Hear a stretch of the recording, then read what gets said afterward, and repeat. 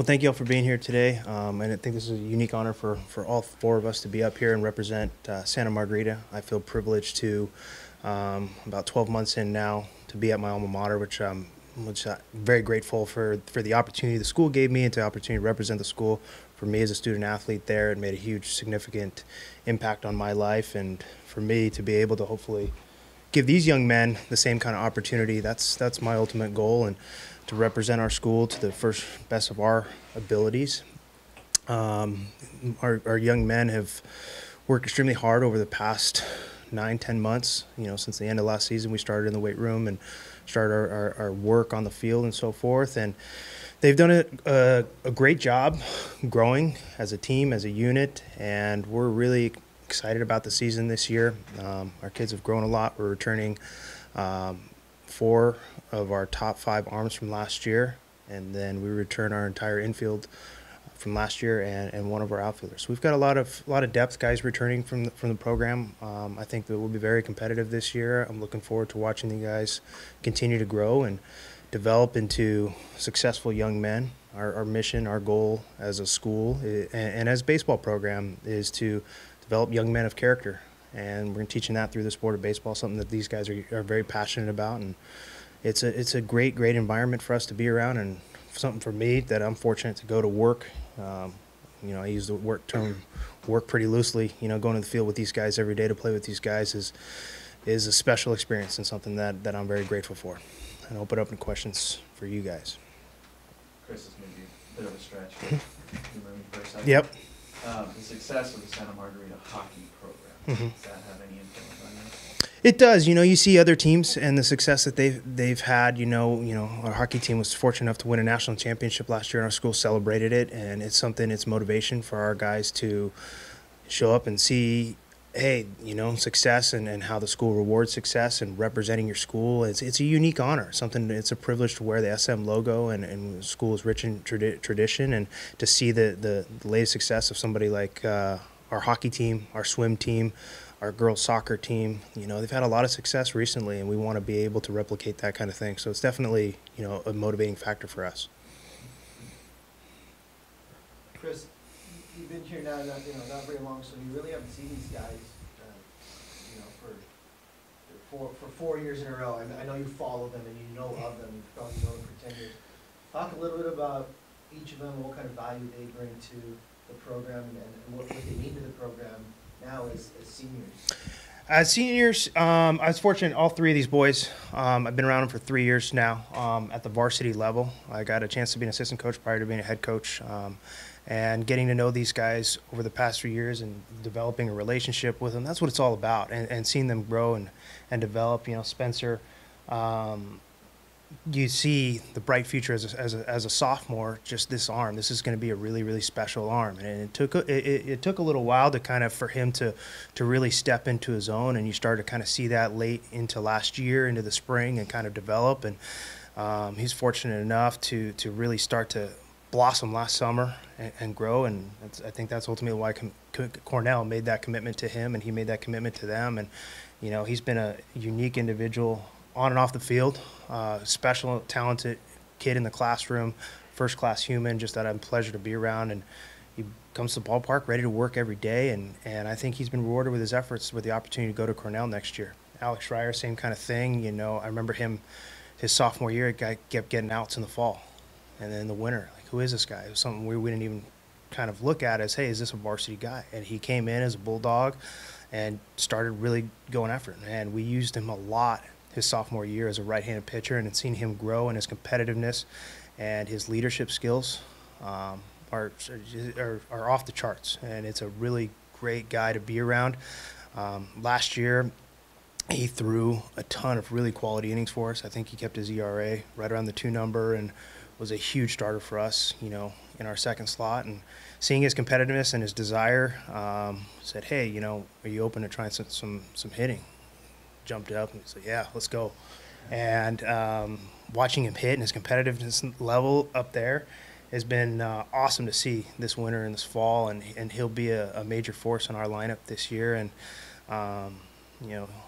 special for me, he's going to my alma mater, UC Santa Barbara, to go pitch next year, and probably maybe knock on the door to play some field too. He'll lobby for that. But you know, he's a competitor. He's a leader. He's a special guy to be around. He makes other guys around him better, and he's the essence, you know, of what we preach. Milan, you know, I've had a chance 3 years now. He's played a number of different positions: catcher for us, pitcher, shortstop, second base, third base. As a freshman, and last year he really solidified us as in a closing role and primary position as a shortstop. But just one thing that really stands out to me is his love and passion for the game. You know, he gets to the ballpark and he loves being there, enjoys being there, and it's great to be around. It's infectious, and you know, he's got that same kind of character that these other two young men have up here that just make other people around them better. And he wants to get better. He wants to learn. He's going to go to UCLA in a couple of years, and he's going to make them better. But super talented individuals. We're lucky to have each one of them, and it's a pleasure to be around. You know, for me, I love these kids. Love the opportunity to be around them and go to the ballpark. It's ultimately why I coach, you know. So hopefully we'll make an impact on them, and we get to continue a relationship for the next 30, 40 years.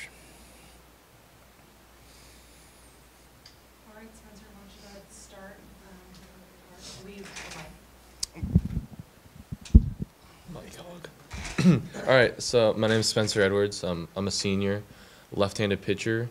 I'm going to Cornell University, GPA 4.4, and so this year, really looking forward to just having fun. You know, staying true to myself.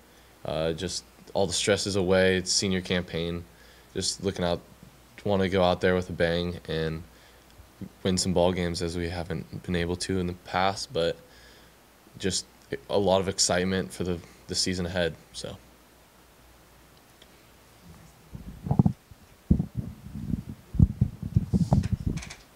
Hello, I'm Alex Schrier. I'm a senior, right-handed pitcher and outfielder. I'm going to UCSB, University of California, Santa Barbara. And this year I'm looking forward to spending one last year hanging out with my boys, because some of these guys I haven't played with since freshman year because I kind of got jumped up. And some of my friends are going to like Iowa and stuff for college, so it's going to be fun playing this last year with them, and hopefully we can make a run deep in CIF this year. 3.5. Hi, my name is Milan Tolentino. I'm a junior. I play shortstop and I close also. I'm committed to UCLA, and I'm looking forward to fixing the culture at our high school and getting into like a winning mentality and really setting Santa Margarita onto the right step for the future generations of baseball.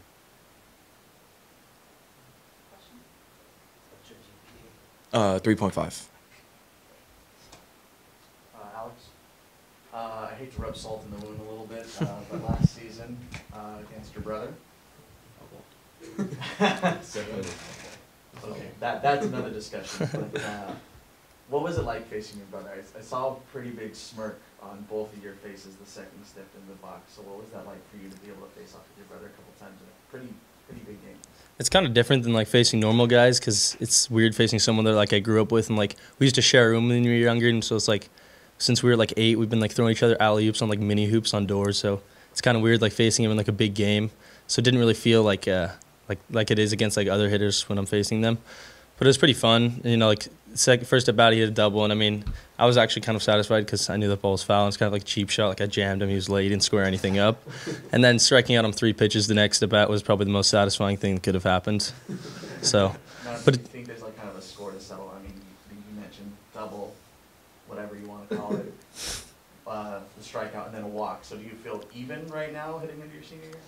I feel like I'm actually behind, but I feel like this year if I strike him out a few times, I'll definitely be ahead, which I think I will. So.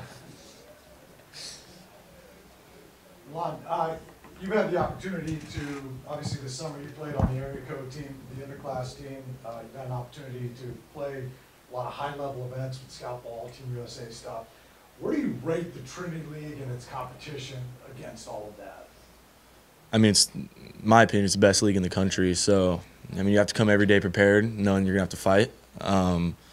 You're going to have that edge. And to compare it to those guys, I'd say a lot of them are from this area, whether it's Trinity League or not. So I'd say it's pretty good compared to what's out there. It's a pretty solid league. Yeah, it's good players. Milan, your dad's been talking about you to me the last 2 years. years. I've heard a lot about you, and I did a little reading inside what you've been able to accomplish lately. What are some of the things that you're trying to develop now, these next couple of years before you can begin your college career? I'd say it's more of like a mental thing, because I was blessed with the ability to play baseball, and now it's trying to figure out how I can kind of use what I was blessed with to perform and to help the team win.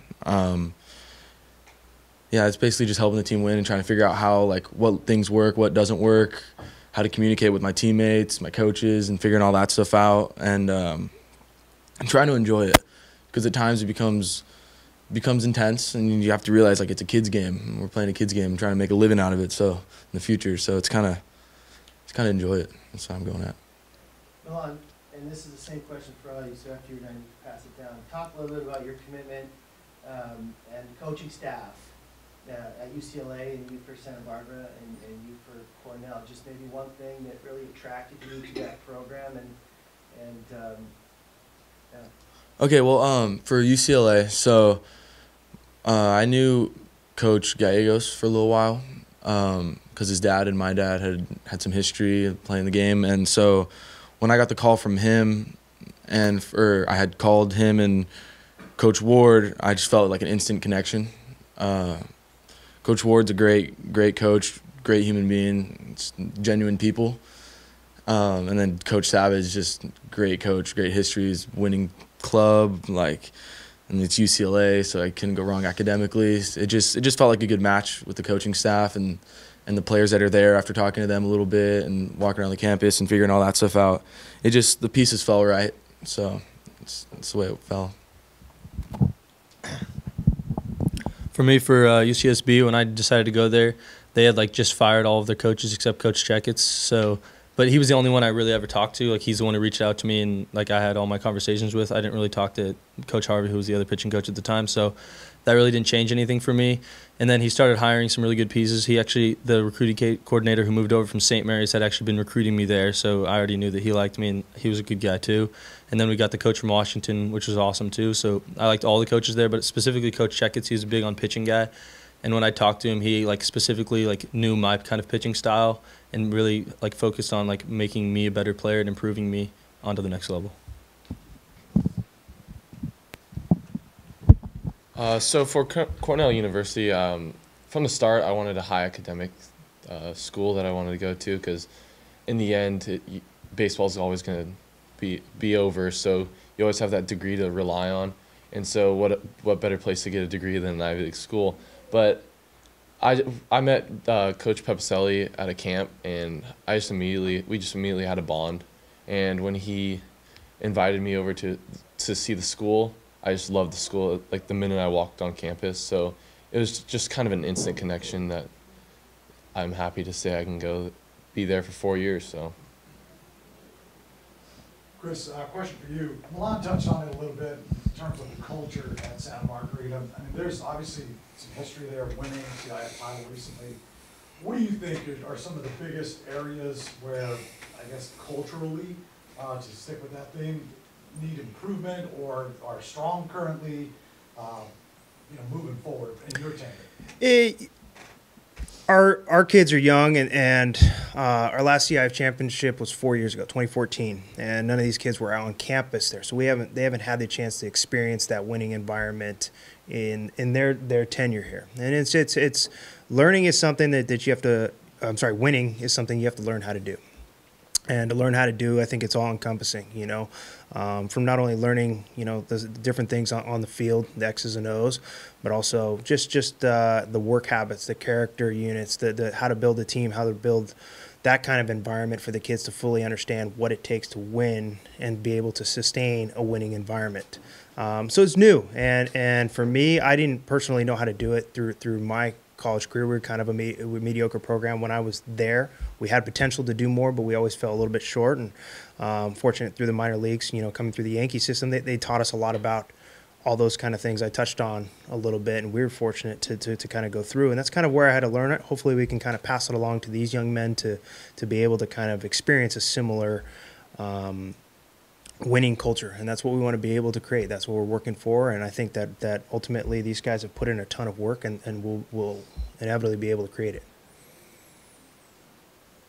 for just about anybody, because you all pitch.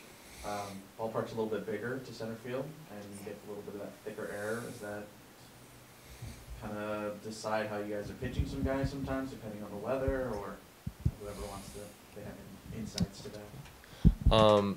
I know I can speak for all of us. We just want to attack hitters. We don't really care about how the ball will travel. We just want to stick to our craft and stick to our game, because we don't want hitters to decide how we're going to pitch or the ballpark. So we're attacking hitters, throwing strikes, and consistent. So. For me, most of the time, I don't really let up a lot of fly balls because my ball is mostly moving like a sinker. So I get a lot of ground balls, so I always just attack them regardless of where I'm playing. Like even here at Mater Dei, the field's pretty small, but I'm still just sticking with the same approach, like not afraid to leave a ball up. If a guy does get one in the air, then he does, but I don't, like Spencer said, like let the hitter alter how I'm throwing to them. Yeah, kind of elaborate on that. We have like a pitching plan, and we don't really let much change our pitching plan. We kind of just go with it, and we try and do our best to execute it. If it doesn't go our way, it happens. It's baseball. If it does go our way, it works. I don't really think the field has much to say. If somebody gets a ball off you, it's going to go out no matter where you are. So I think it just kind of goes off what you're trying to do and trying to execute it. Alex, talk about being patient in the recruiting process. As Coach Malec talked about, those of us that saw you your sophomore year, even last year, were kind of like, wow, this kid's got the goods. And it didn't happen for you until recently, obviously, with Santa Barbara. Mm-hmm. But just talk about being patient, especially with your younger brother committing so early. What was that like for you? What was that experience like for you? And just kind of elaborate on just being patient in that process. Yeah, it was kind of a fun experience because all the schools like coming at you and stuff. But also it's tough because you have like schools that you really like, but like the academics aren't there, or you like the coaches, but you don't think the team's going to be that good. So there's like different stuff weighing on you. But seeing my younger brother commit really early, and then my parents thought like, oh, well, I mean, if that happens for him, it should happen for you. But I think they also like kind of took a step back and let me kind of take my time with my decision. So that was good. And like waiting for the right school to come along was big for me, and not rush it. Like I had a couple, like my travel ball coaches, Coach Malec, they all helped me kind of just realize like I don't have to rush into any decisions, and like there's no like time limit on anything. If schools are trying to put a time limit on you, don't let them pressure you into any decision. And I really hate that. If they try and like force you into something, then it must not be right. And so when I like found Santa Barbara and it was close to home, right up the coast, and like super relaxed coaching staff and everything, I just felt it was the right time. So I made my decision. What are your concerns in this opening month, considering you have a grass field and no lights, and it looks like the weather could be an issue, it looks like the light could be an issue? So our first home game is the 14th, and we have a 2:30 start time. In regards to the rain and so forth, it gets a little bit scary. Our field holds up pretty well. We had those 4 days of rain right before MLK weekend. We were on it 24 hours later. Ask me how that happens. I'm not sure. We put a lot of time into our field, and by the grace of God, we were fortunate just to be able to get out there, and our field holds up pretty well. But it is a little bit of a challenge starting the season a little bit earlier this year. You get a little bit concerned. You miss a week. Can you get your pitchers, up to a solid pitch count on a regular basis and on a routine? That's something that gets a little bit scary starting the season a couple weeks earlier, just having the time to be able to do that, especially with the impending rain this weekend. But as the season does start, I think, it will be fine, with the light and with our field. We take care of it. We take a lot of pride in it, and it holds up. We start our first home game 2:30 against Woodbridge on the 14th. So it's starting a little bit earlier for the lower tournament this year. Because just to give us a little bit more time with the light, in the event that the game does run long, you get into some extra innings or so forth. But we will start a little bit earlier this year.